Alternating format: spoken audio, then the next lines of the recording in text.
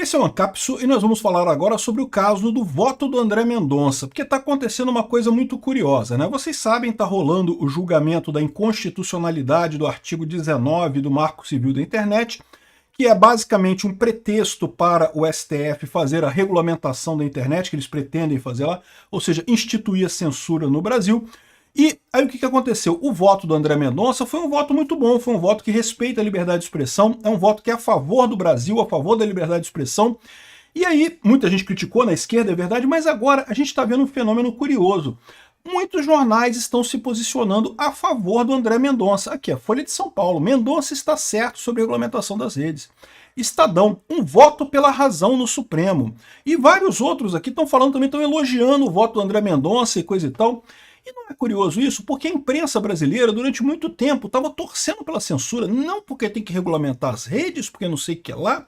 O que mudou nessa história? Vamos tentar entender isso daqui, porque eu acho que eu sei o que mudou. O que mudou é muito simples, né? A água subiu, bateu no furico desse pessoal, eles começaram a perceber que eles também vão ser atingidos por essa censura, que eles também vão se ferrar com essa brincadeira de que, ai, liberdade de expressão tem limites, não pode, isso não é mais liberdade de expressão, agora é crime.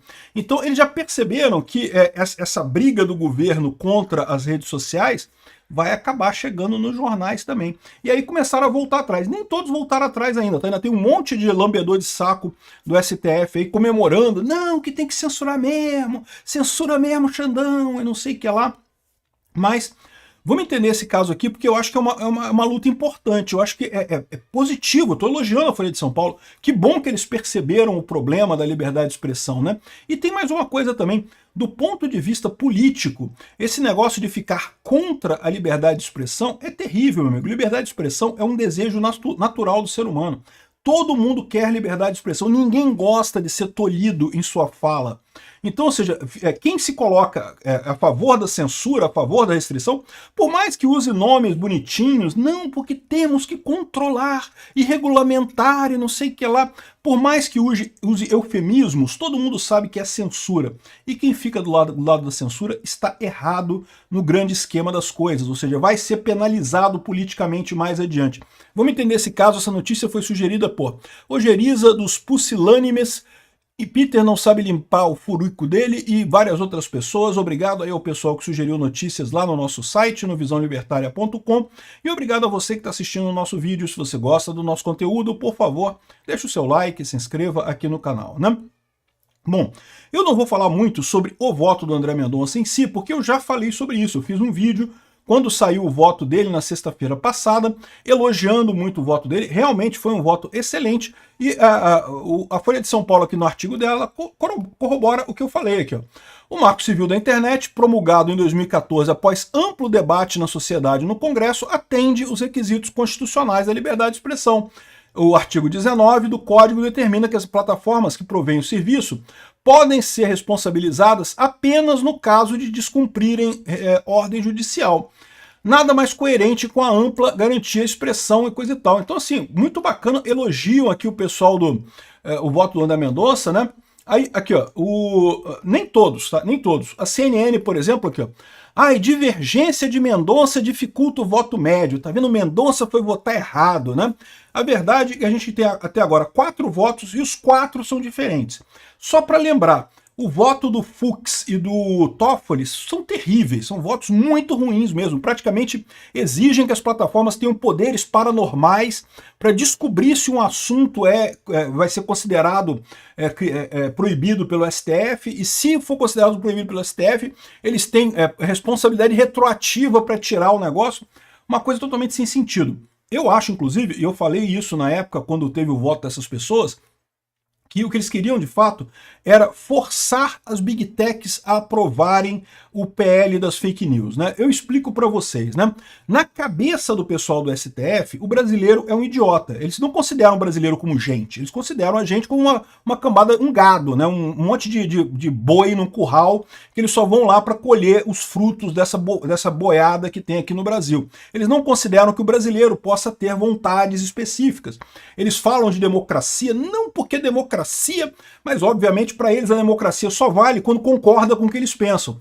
Quando a democracia decide ir no sentido contrário, não, peraí, é proibido, isso fere direitos e não sei o que lá, e pipipi, popopó. Então, ou seja, esse pessoal tem esse defeito. Aí o que aconteceu? Em maio de 2023, o PL das fake news foi recusado no Congresso, vocês lembram disso. Foi uma grande vitória que a gente teve. E eu e vários outros canais, vários outros influenciadores, vários outros youtubers, não só no YouTube, mas também em outras redes sociais, um monte de gente se engajou para isso não passar. Só que, nos últimos dias, duas plataformas das chamadas Big Techs, né, o Telegram e o Google, publicaram uma carta dizendo que achavam que era errada essa regulamentação mesmo, né? Aí, o que o STF concluiu? Que a culpa do PL não ter passado era das plataformas. Por quê? Porque o gado não pensa, o gado não quer, não importa o que o gado faz. O que acontece, a dúvida, a briga deles é briga grande, é pessoas que pensam, só eles ali, aquela turminha ali dos 11 magníficos ali, e as Big Techs e pessoas poderosas e coisa e tal, nós aqui não importamos, a gente não importa. Essa é a visão do STF em último caso, né? Então, por que eles fizeram esses votos tão absurdos? Eles sabem que esses votos são absurdos. O que eles queriam é dizer para as Big Techs, olha só, vocês têm que deixar o PL das fake news passar. E o pior, eu vou te falar um negócio, eu vou te falar uma outra coisa nisso daqui. Eles são burros pra caralho. Porque isso daí foi venderam para eles, a base do governo vendeu para o STF que não passou por causa das Big Techs. Não passou por causa do povo brasileiro.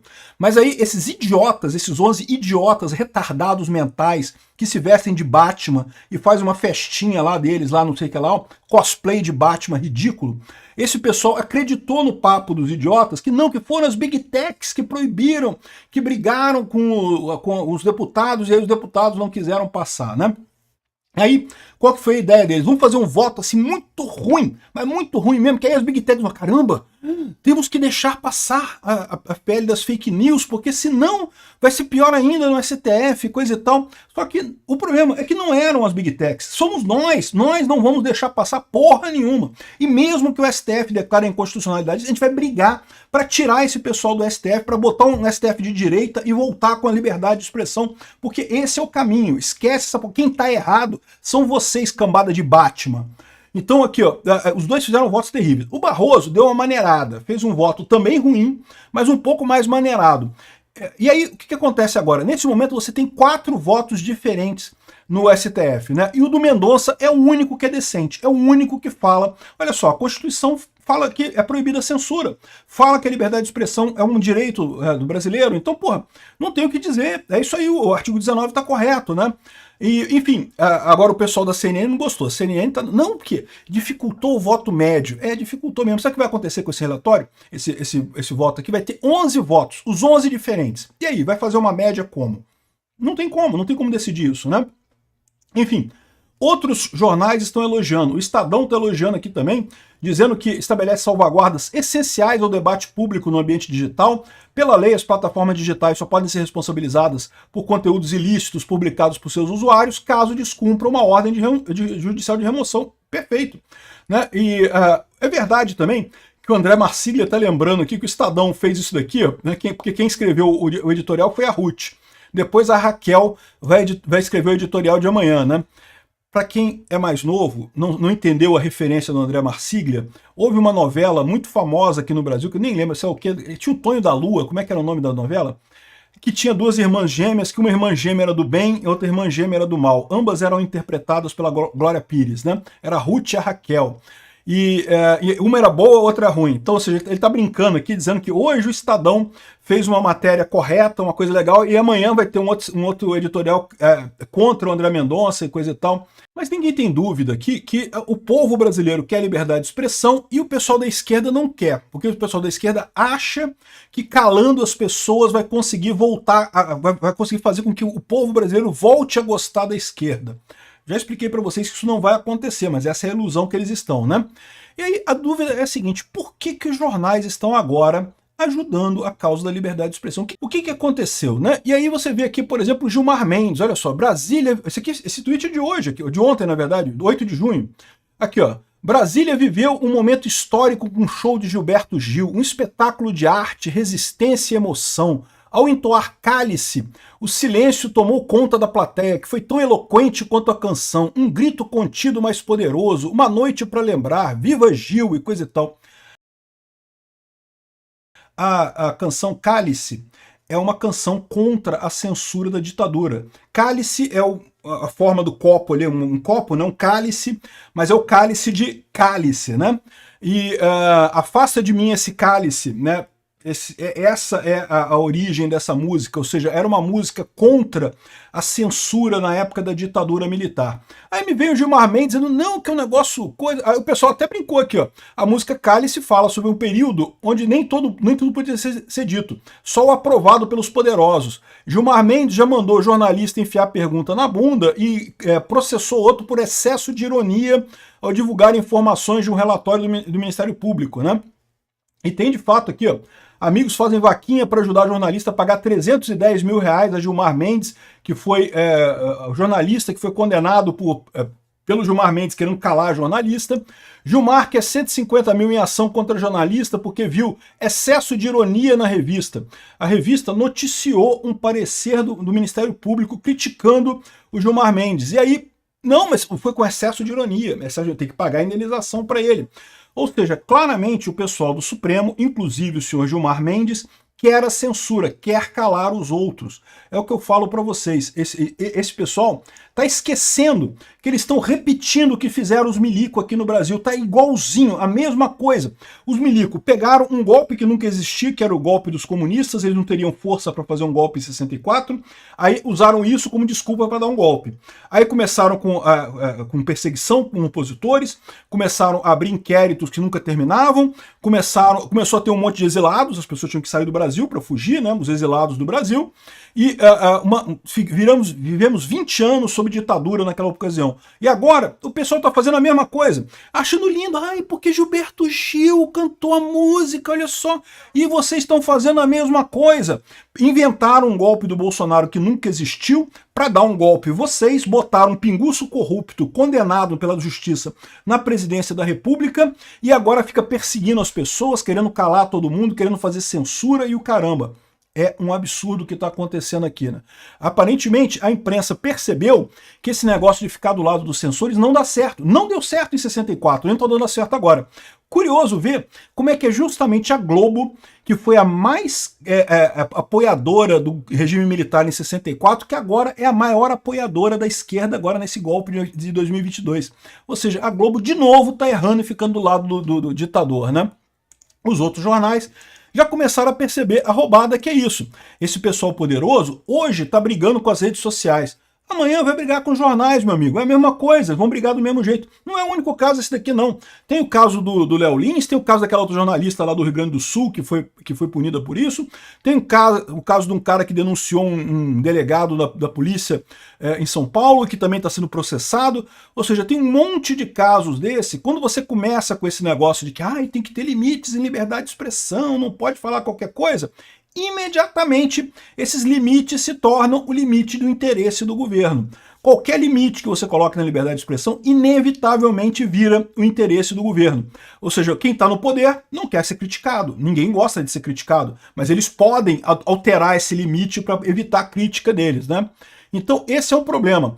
Agora, o Mário Sabino está lembrando uma outra coisa aqui, e também o pessoal aqui, a Lígia Maria da Folha de São Paulo, também estão botando o mesmo ponto aqui, ó. Politizar a liberdade de expressão é um perigo. E qual que é o ponto que eles colocam aqui? Ela está elogiando também o voto do André Mendonça, achando que o STF não deveria se meter nesse negócio do artigo 19 do Código Civil, né, do Marco Civil da Internet. Por quê? O que eles falam em última análise aqui é muito simples. A população quer liberdade de expressão. Não adianta você botar esse negócio, esse eufemismo, não, porque tem que regulamentar, porque tudo é regulamentado na vida, como é que não vai regulamentar isso, e não sei o que lá e coisa e tal. Não interessa, as pessoas sabem a diferença. Evidentemente que tem que ter liberdade de expressão. E aí, historicamente, sempre quem ficou ligado à censura é o pessoal da ditadura. Toda ditadura quer censura. Então esse pessoal começou a perceber que eles estão do lado errado, né? Estão do lado errado da história nessa coisa, né? Aí já estão começando a ver contrário a essa censura do STF. Eu espero que os jornais continuem nessa toada, continuem nesse lema. É importante realmente a liberdade de expressão para todos nós. Por mais que eu acho o Mário Sabino um babaca, essa cambada toda de jornalistas aí da mídia tradicional socialista, uma cambada de otário, foram essas pessoas que acharam, ai não pode votar no Bolsonaro porque ele imita doente de Covid. Vamos botar um ladrão na presidência? Que mal tem botar um ladrão na presidência? Um pinguço corrupto, o que pode acontecer? E olha a merda que a gente tá. Perto da Terceira Guerra Mundial eclodir e a gente ficar do lado errado, ficar do lado do eixo, junto com a Rússia e com a China, por causa desses idiotas, né? Cambada de idiota, todos eles. Mas, no final das contas, é o que eu falo para vocês, nesse ponto eles estão certos. Liberdade de expressão é o correto, é o caminho correto. Vamos ver se o STF ouve esse pessoal. Obrigado por assistir o vídeo até o final. Além de curtir, compartilhar e se inscrever no canal, considere se tornar patrocinador com valores a partir de R$ 1,99. Clique no botão Seja Membro abaixo para saber as condições e vantagens de patrocinar o canal. Mais informações sobre o nosso projeto, visite nossos sites indicados na tela.